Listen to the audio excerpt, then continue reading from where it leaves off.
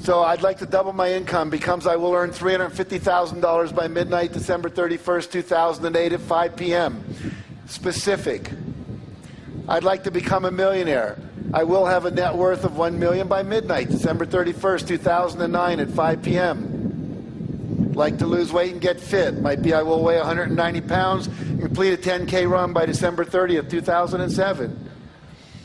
I want to look at the law of attraction with you just a little bit. We know the law of attraction works like gravity, which is always. I just got asked the other day, we were filming a PBS special. It's going to be a pledge drive special. I was in Boston doing that yesterday. And one of the questions that got asked from the audience was, well, what about Darfur, and what about Katrina, and what about 9/11? I'm now coming to believe, and I didn't believe this 3 years ago, but as more I study law of attraction and hang out with the other people teaching it, I'm now beginning to believe that everything is attracted into our life, either by our behavior, by our thoughts, by our fears, by our fantasies, the things we talk about, the things we watch on TV, and we go, oh, I hope that never happens to me. Or we watch a movie like Blood Diamond and we see all this violence over diamonds and we get really upset about it. We actually create more of everything we have intense feelings about. So literally, I want you to act as if you're creating everything and become really, really, really, really disciplined about what you think, what you read, what you watch, what you talk about. I was with Mark Victor Hansen in New York about 3 months ago. We were getting some awards for books, some convention, and we went out to dinner afterwards about 10 o'clock, and we talked till about 2 in the morning. And literally, in that 4 hours, neither one of us said one negative thing about anything or anybody.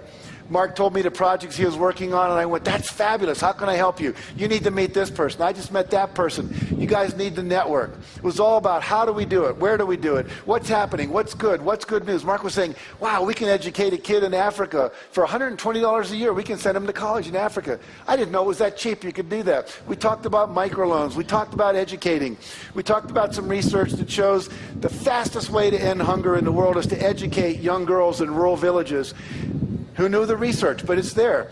So literally, we just yes, yes, yes. How do we do it? Then I get on the plane the next morning to fly back to LA, and the guy next to me is talking about how crappy the world is, how bad his children are, the government, this thing is bad. Never occurred to us once to have a negative thought. It was all about what do we want? Let's make it happen. How can we help each other? You go.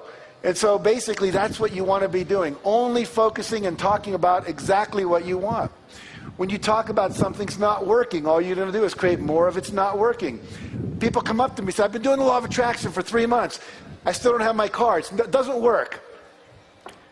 Well, what you're focusing on is it doesn't work. And you're going to get more of it doesn't work. What you want to focus on is where it is working. Hey, I wanted to get a place by the window at the restaurant, and I got it.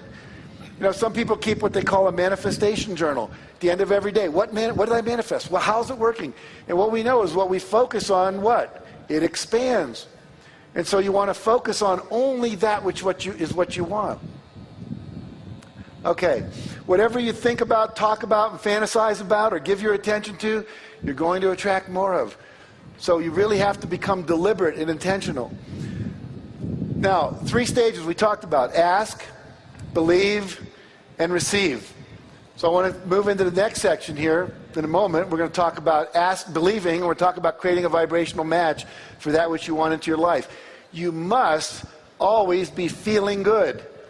Anytime you're feeling good, you attract more into your life to feel good about. When you're feeling bad, when you're upset, when you're pissed off, when you're resentful, when you're scared, when you're in doubt, you're actually pushing away all the things that are waiting to come into your life.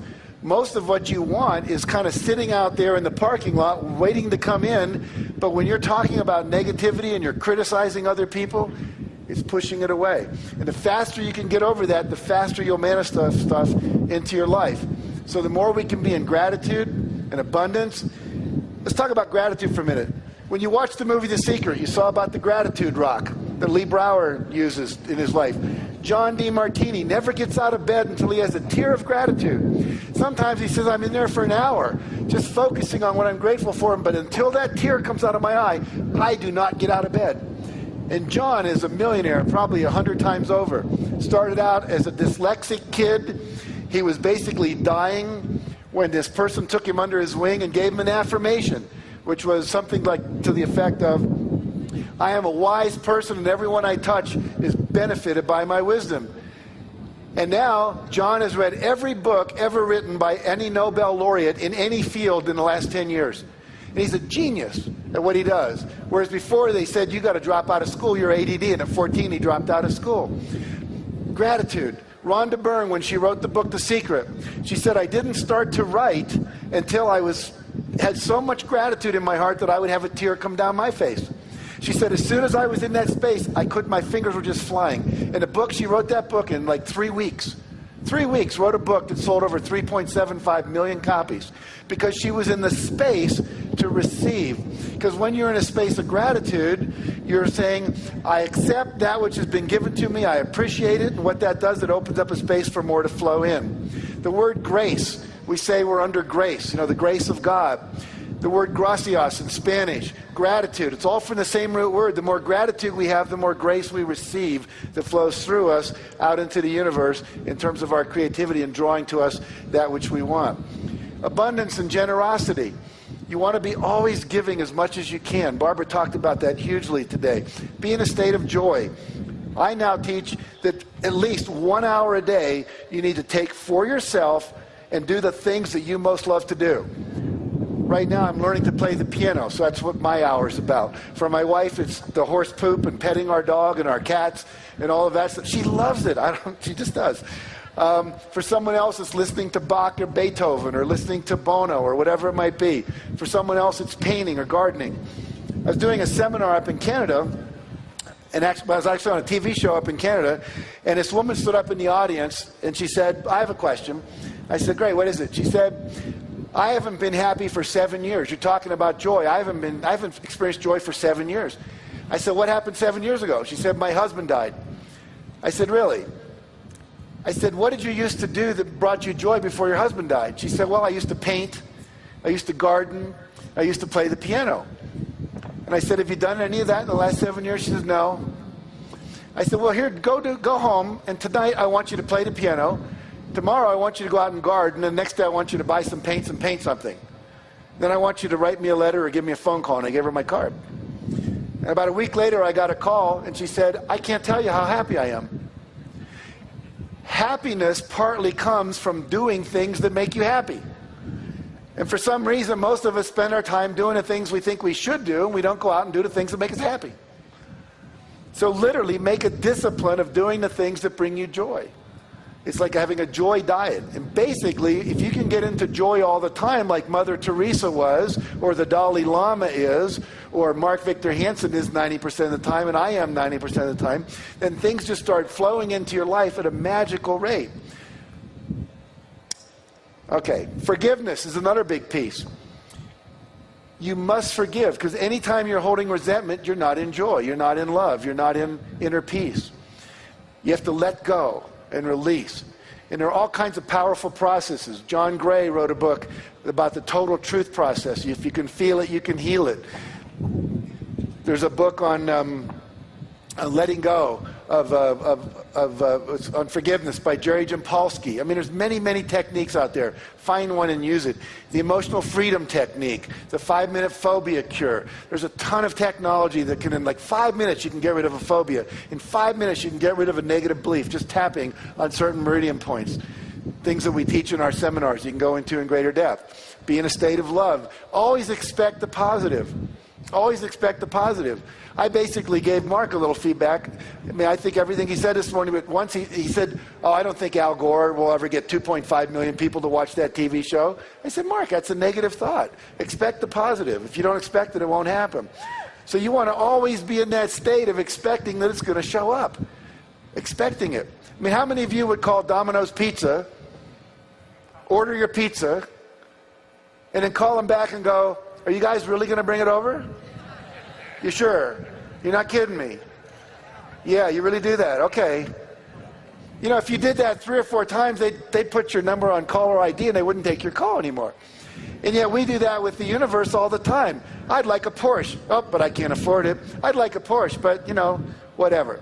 Now, probably more today we should say, I'd like a Prius instead of a Porsche, right? We're all learning.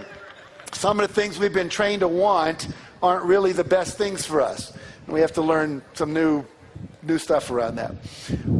All right, I'm going to skip over that slide. Here, I love this quote from Tiger Woods. He says, one of the things my dad kept instilling me was the joy of the game. He made it fun for me. A lot of times I see a lot of kids, they don't enjoy being out there. It's a shame. You're supposed to enjoy the game. I say the same thing about life. You're supposed to enjoy the game. One of the things I try to instill in my clinics is, yes, go out there and give it all you have, but more importantly, enjoy what you're doing. If you're not loving it, you know, all the teachers say, do what you love, the money will follow. Follow your passion, follow your heart. I don't know if Alan Cohen said this when he talked to you, but it was one of the things I learned in his book. Did he mention this concept of hell yes or hell no? Yeah, that's a great idea. If it's not a hell yes instantly, it's called screw it. If you got to be going like, well, maybe, maybe not, let me do it, I'll make a list, these are the pros, these are the cons. If you didn't get an instant, yeah. I mean, when Lynn Twist, who started the Hunger Project, and I met her about a year ago, said, we bring people over to our chateau every summer, 16 people for a week. I just went, and she said, would you like to come? This year's our guest. And it was like, yeah, I want to come. It was like, well, let me talk to my wife, see if we can schedule it. As soon as you're doing that, it's like, it's not good. So you got to be following the excitement, following the juice. Mother Teresa she said, once I asked my counselor for advice about my vocation. I asked, how can I know if God is calling me and for what is he calling me? And he answered, you'll know by your happiness. If you're happy, this will be the proof of your vocation. I think it was Thomas Edison said, when your vocation becomes your vacation, then the rest of your life is a blessing. So you want to be doing the thing that you would do, that you get paid for, doing the thing you love to do. In my seminars, I'll have people make a list, 20 things you love to do. When I first did that exercise, I wrote, I love to hang out with really cool people. I love to hang out with intellectuals who are thinking cutting-edge thoughts. I love to open my mail. I love to listen to music. Anyway, I went down my list. Then the seminar leader said, think of 5 ways you could make money doing that. I thought, how can I make money hanging out with really cool people? Well, one of the things I just did 2 years ago, I created something called the Transformational Leadership Council. We have 100 members of people like John Gray, who will be speaking to you tomorrow, and Gay Hendricks, who wrote all the books on relationships. And we get together twice a year for 4 days. And as a result of that, we have now co-ventured all kinds of cool things that have basically doubled my income in the last 2 years.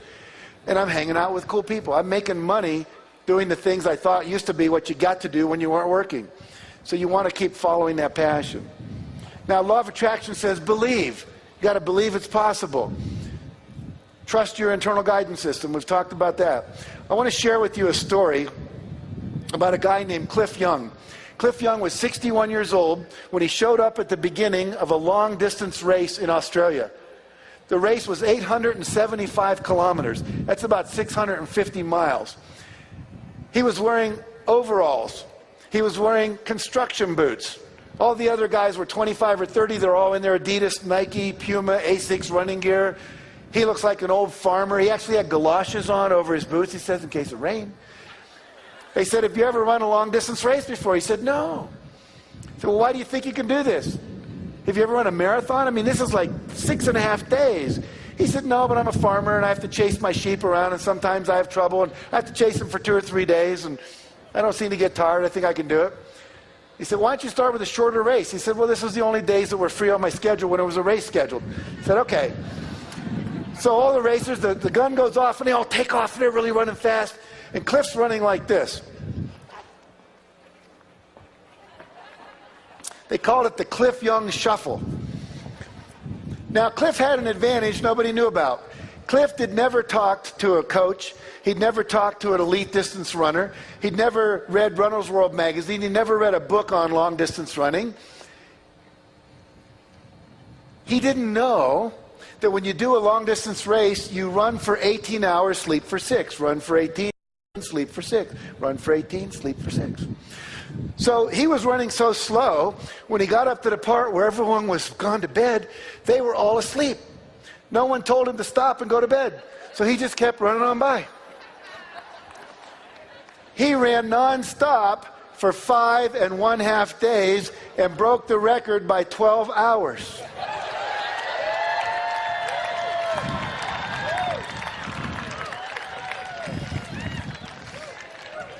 See, sometimes what you think you know gets in the way of what's possible. If you believe you can do something, you can figure it out. But you have to believe. You have to believe it's coming into your life. I love this quote. It says, never tell anyone something cannot be done. God may have been waiting for centuries for somebody ignorant enough of the impossible to do that very thing. You know, you think of all the technologies we have, the airplane, FedEx. When the guy that put FedEx together, he was an MBA student at Yale, and he presented the paper that outlined the FedEx process. They gave him an F on it and said it's not possible, it will never happen. And now when you think it absolutely positively has to be there overnight, you go what? FedEx. So everything that exists started out as somebody's dream, somebody's idea, and 9 times out of 10, they told you it couldn't happen. Here's a kid named Farrah Gray, 19 years old, born in the ghetto, mother's on welfare. At the age of 6, he starts his first company. By the age of 11, he has 3 companies. Now, they're small. They do things like take rocks, paint them, go door to door, and sell them as paperweights. But he made $50 his first day doing that, which was more than his mother made when she was the housekeeper. And then he got a bunch of kids together, and they would go to older people, and they'd say, we'll go buy your groceries for you and bring them back in our wagons. You just give us a couple of bucks. He gave one to the guy who went to get the groceries, kept one for himself, had a thing going. By the age of 12, he'd created something called the Urban Neighborhood Education Economic Council, called Unique. He was getting businessmen like many of you and Harv and people like that to come in and speak to the other kids who were 12 and 13 to teach them business practices. By the age of 14, he had read a book by Deepak Chopra called The Seven Spiritual Laws of Success. One of them was the law of least effort. In other words, the thing that is the least effort for you, the thing that's easiest to do, that you can't imagine people would pay you for, is the thing that you need to go for, the thing you love to do. He said, what do I love? I love food, and I love kids. So what I'm going to do is start a food company for kids. He said, what do kids like? Kids like sweet things. So he created a syrup, like a maple syrup type thing that his grandmother used to have a recipe for. And in 1.5 years, he built that company up to, now he's all of 16, and he sells it for $1.5 million. He drops out of high school, moves to Las Vegas, starts a newspaper, opens a real estate agency, then a real estate development company. Then he writes a book called The Realionaire at the age of 19, and he's worth tens of millions of dollars. Why? Because he believed he could do anything he wanted to do. He said, if someone else can do it, I can do it. If Harv can do it, you can do it. If Mark can do it, you can do it. If I can do it, you can do it. If Eric Wyanmayer, a blind guy, can climb Mount Everest, there's nothing we can't do. But you have to believe it. So every project you create, you believe you're going to create, you're going to get the result you want. Oprah Winfrey said, you do not become what you want, you become what you believe. When I was on the Oprah Winfrey show, sitting next to her, the auric field that came out of her, the level of charisma, would almost knock you over. And she said, I believed this stuff long before it was called The Secret and so on and so forth. But she believed as a little child, I can do anything I want. And she went out and did it. So can you. Step number 4 says, release the brakes. It's another way of saying create a vibrational match. And I'll just talk about this for a few minutes, and I think my time's going to run out here. Now, how do we do that? In order to receive something into our life, we have to be feeling the feelings we would feel if we already had the thing that we want to come into our life. So I have to feel like a millionaire before the million can come in. I have to feel abundant. I have to feel full of love before I attract the love I want. Gandhi said, be the thing you want. So if you want love, be loving. You want joy, be joyful. You'll attract more of that into your life.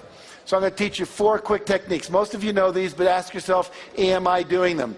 Number 1, affirmations. So I have an affirmation since I'm reveling in my $6 million a year personal income. Actually, this year it's up to 9 on my affirmation card. So you want to have an affirmation describing the result as already achieved. I'm reveling in my income. And I close my eyes every morning, and I feel the feeling. I see the bank account. I see my IRS report, $9 million gross personal income. And then I move to my next thing. This is one I used a number of years ago. I'm enjoying looking at my physically fit 185-pound body in the mirror. Now, if you look at that closely, you'll see my face when I have brown hair cut out and put over a body that was in some muscle magazine. And I put that on my mirror every morning. And every time I'd look at that, I'd say, gee, I don't quite look like that. And then I'd go into the gym, I'd lift weights, and I'd eat better and so forth. Now, I'll never look like that. I'm not going to spend 6 hours in the gym. But it basically motivated me. And it said, I'm already experiencing it right now, even though I wasn't. By the way, a great technique, and I put that off on person. Don't freak out in the AV department up there. But I just didn't want you looking at that slide. When you're trying to lose weight, take your scale, and whatever weight you want to weigh, write it on a piece of paper, put it over your scale.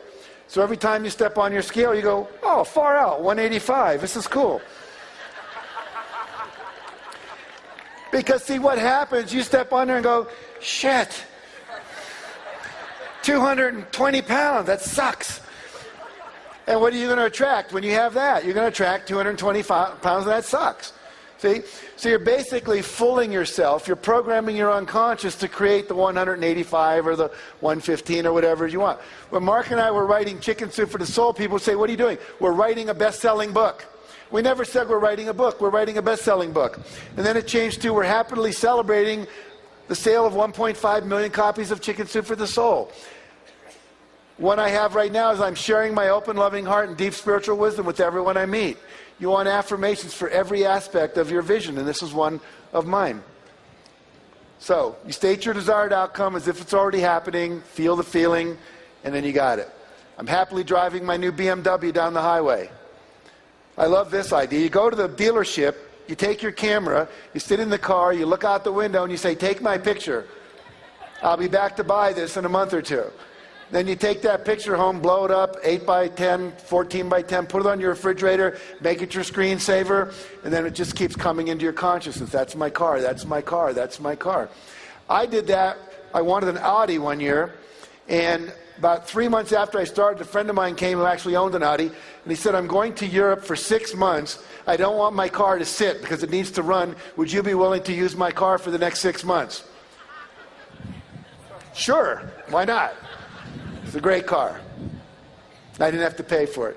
Go down to the dealership, sit in the car, put your hands on the wheel, feel the feelings, get used to it. If you want to stay in world-class hotels like the Four Seasons, go to the Four Seasons. If you can't afford a room there, just sit in the lobby and have a drink. Go to the bar, have one drink. Sit in the lobby, watch the rich people come by and say, someday that's me, or now that's me, because it is you. You're sitting in the lobby of the Ritz-Carlton, whatever it might be. Get used to the feeling. Go to the houses. When they have open houses for houses that cost $10 million, go. My wife used to say, why go? We can't afford it.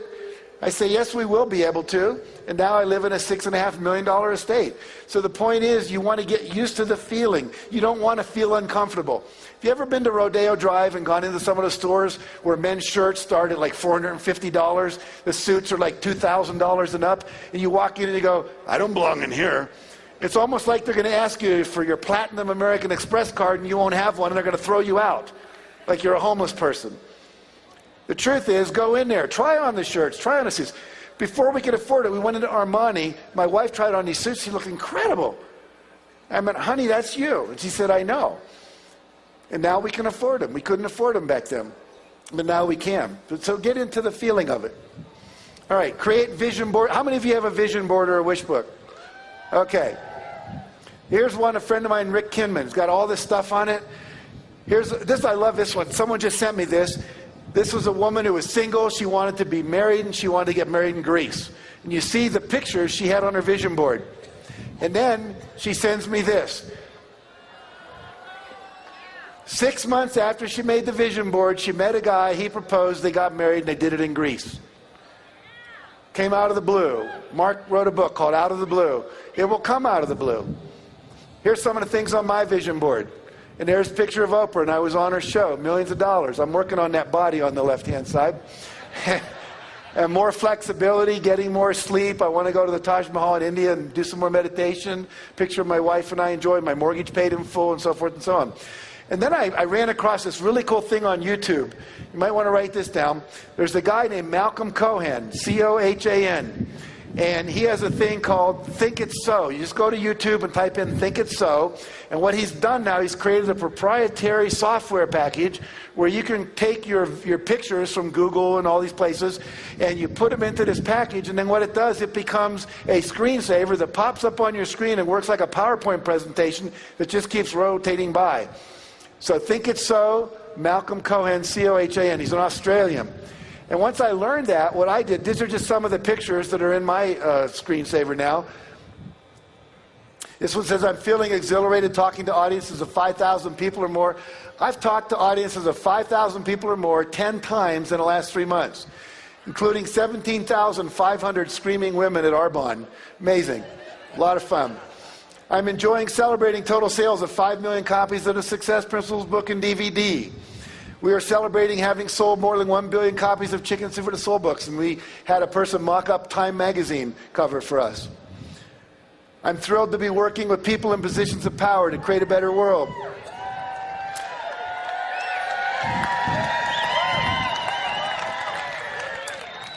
Turns out the woman who was the correspondence secretary for George Bush had submitted 5 chicken soup stories. We didn't know.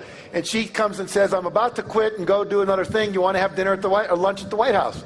So we went, and one of the things we got to do was go into the press room where Tony Snow stands up there and goes, yes, question, question. I got to take that picture. I'm sitting up with Mark at 2 o'clock this afternoon, and he says he was with Gene Houston in Greece. Gene Houston is one of the major advisors to Hillary Clinton, and Gene Houston said, we want you and Jack to work with the Democratic Party to help advise them for this new administration to bring more of this consciousness.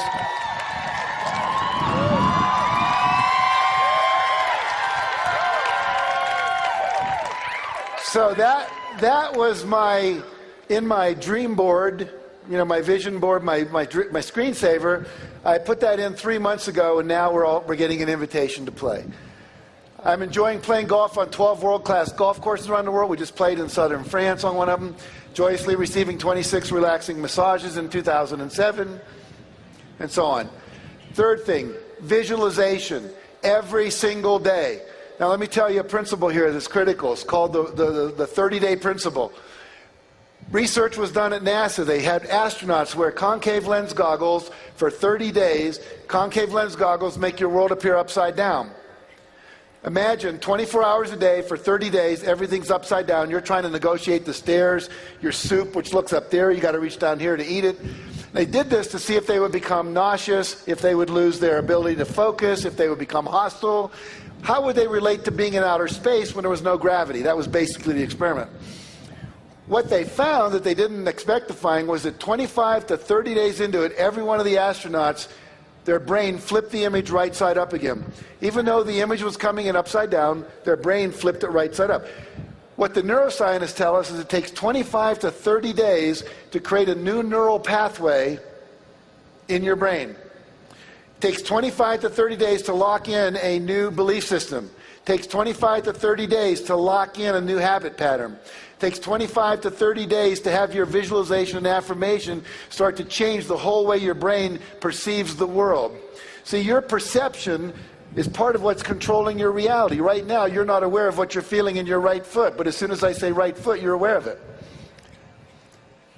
But as soon as I say left hand, that's where your awareness goes. So the reality is all these things were streaming into your brain, but your reticular system was filtering out everything probably but what I was saying. But as soon as I say right foot, it changes. So as soon as you start visualizing, and you do that for 30 days, the reticular system in your brain says start letting in everything that will help us become a millionaire or solve world hunger or work with the president or whatever it might be. So you want to be visualizing for 30 days in a row without fail whatever it is you want. Because they did an experiment where on day 15, they had half the astronauts take their glasses off, put them on back on day 16, took another 25 to 30 days before the phenomenon occurred again. So you must do 25 to 30 days. Does that make sense? That's one reason most people's affirmations don't work. It's one reason a lot of the seminars they take don't work, because they don't take the tools and do them every day for 30 days. It's like that 10-24-7 idea. The repetition over and over locks it into the unconscious. and also opens up the perceptual field for you and also programs universal consciousness out there in the world. Okay, this is one of the most powerful tools that Mark and I have discovered. It's called Act As If. You all know you start acting like a millionaire before you're a millionaire. Here's a cool technique. It's called the Come As You'll Be party. Have any of you done a Come As You'll Be party? Okay, here's what you do. Mark and I went to a party. We belong to an organization we helped create called The Inside Edge. Had 100 cutting-edge people, like Barbara D'Angelis was a member, Tony Robbins was a member, and so forth. And they had a party on the Queen Mary. And what we did was we got there, and they had paparazzi taking all our pictures and big red carpet. And we had to act as if it were 5 years in the future, and we had achieved every one of our goals. And for 3 hours, everyone had to pretend it was 5 years later. People were walking around with books they'd written. People were walking around, their cell phone would ring, and they'd say things like, oh, that's good. Yeah, buy 5,000 shares. Yeah, no, sell those. Yeah, 10,000 of those. Oh, good. Call you back later. They were trading all these great stocks. I was doing this party with one of my seminars recently, and this kid, 26, was walking around with his cell phone going, Jennifer, I told you don't call me here. No. And then the phone would ring in. Jennifer, leave me alone. No, I know I was the best lover you ever had. I know, honey. I know I was the most sensitive person. Oh, I know you love me. I'm sorry, I just have to move on.